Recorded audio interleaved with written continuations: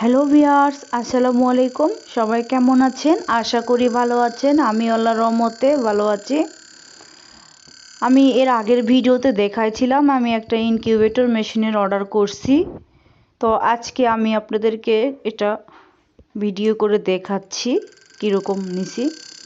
আমি এটা নিছি 20 থেকে 30টা ডিমের জন্য। যেহেতু আমি অল্প পরিমাণে হাঁস মুরগি পালন করব এবং ডিম থেকে বাচ্চা ফোটাবো, সেই জন্য আমি পারিবারিক যে চাহিদাটা সেটা পূরণ করার জন্য আমি ছোট একটা মেশিন কিনছিলাম। তো তারপরও আপনাদেরকে দেখাচ্ছি। এটার দাম নিয়েছিল মাত্র 1500 টাকা। এটার 1500 টাকা দাম আর 200 টাকা ডেলিভারি চার্জ। আমি প্রায় 1 মাসের ডিম সংরক্ষণ করে রাখছিলাম ফ্রিজে। তো আজকে ডিমগুলো ভালো করে হালকা কুসুম গরম পানি দিয়ে ধুয়ে নিচ্ছি, পরিষ্কার করে নিচ্ছি মেশিনে বসানোর জন্য। যেহেতু আমি আজকে প্রথমে দিচ্ছি, কারণ এর আগে আমি কখনো দেই নাই, কারো দেখিও নাই, শুধু মোবাইলেই দেখছি। শুধু একটু অভিজ্ঞতা হওয়ার জন্য আমি কোনটা ভালো ডিম খারাপ ডিম কোনোটা কিছু না দেখে আমি সবগুলোই দিয়ে দিছি। একটু হাত দিও না। কপালে যদি থাকে সবই উঠবে, আর যদি না থাকে তো উঠবে না। যেহেতু প্রথমবার, এই জন্য আমারও একটা শিখারও ব্যাপারও আছে। আমার কাছে একটাই কিছু মনে হয়েছিল, এতগুলো ডিমের মধ্যে যদি একটা কিংবা 2টা বাচ্চা ওঠে তাহলে আমি মনে করবো যে আমি সাকসেস হয়েছি। এই জন্য আমি আশা করে কয়েকটা ডিম আমি মেশিনে দিচ্ছি।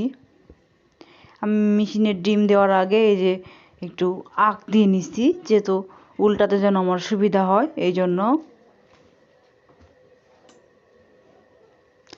তো আমি এখানে মেশিনে দেওয়ার আগে একটা সুতির কাপড় আমি বিছিয়ে দিয়েছি, কারণ ডিমের তো দাগ হবে অনেক সময়, বাচ্চা উঠলে তখন দাগ উঠে যাবে, এই জন্য আমি দিছি। এখানে চটের বস্তাও দেওয়া যায়, যেহেতু আমি চটের বস্তা পাই নাই এই জন্য সুতির কাপড় একটা দিয়ে রাখছি।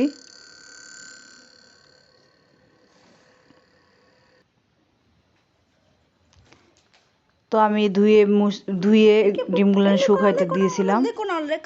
ফ্যানের বাতাসে একবারে দিয়ে রাখছিলাম, ডিমগুলো শুকিয়ে গেছিল। আর একটু বাতাস দেওয়ার পরে আমি আবার এমনি শুকাইছি। শুকানোর পরে এই ডিমগুলো আমি এইভাবে একটা একটা করে বসে দিচ্ছি। আমার ডিম উল্টে দিতে সুবিধা হবে এই জন্য আমি এটা দাগ দিয়ে নিছি। তো ডিম দেওয়ার পরের দিন সকালবেলা দেখি যে এরকম ডিমটা ঘেমে উঠছে।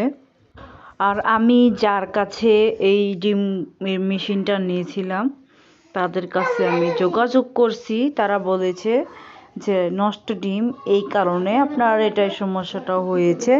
কারণ নষ্ট ডিমের হলে এরকম হবে, যেগুলো ডিমে বাচ্চা ফুটবে না, অথবা নষ্ট ডিম, ভ্রূণ নষ্ট হয়ে গেছে, অথবা বেশি দিনের ডিম, সেগুলো এরকম নষ্ট হয়ে যাবে। তো আপনি ওই ডিমগুলো ফেলে দেন।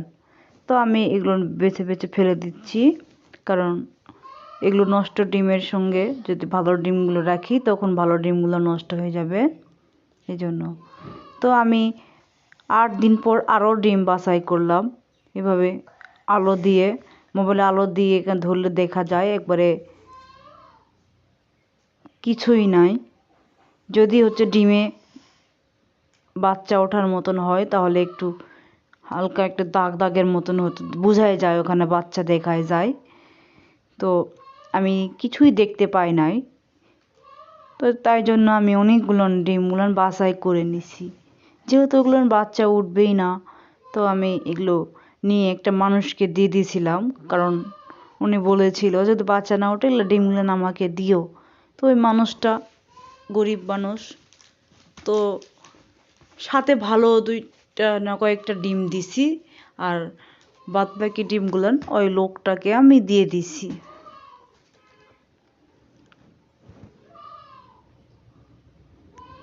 তো আমি এইভাবে অনেকবার কয়েকটা ডিম আমি প্রায় 21টা ডিম দিয়েছিলাম বসায়ে।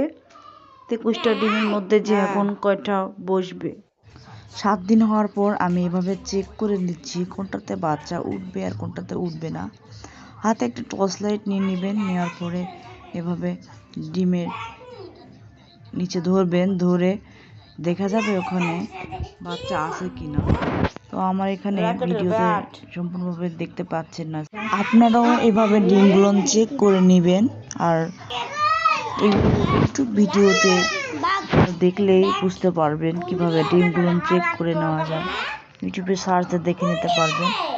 আর আমি এভাবে ডিমগুলো সব কিছু দেখে নেওয়ার পরে আমি দিয়ে দিলাম।